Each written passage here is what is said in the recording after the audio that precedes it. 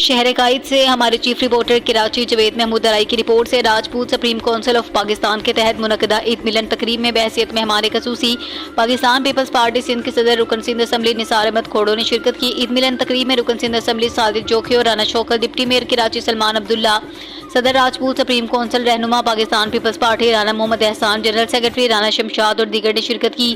Pakistan Peoples party Sindh کے صدر رکن سندھ اسمبلی نثار احمد کھوڑو نے منعقدہ عید ملن تقریب میں خیالات کا اظہار کرتے ہوئے کہا کہ بھٹو شہید نے جب یہ پارٹی بنائی تو انہوں نے سوشل اور ڈیموکریٹک پارٹی بنائی۔ اس پارٹی نے جمہوریت سماجی خدمات سے سرشار پارٹی بنائی۔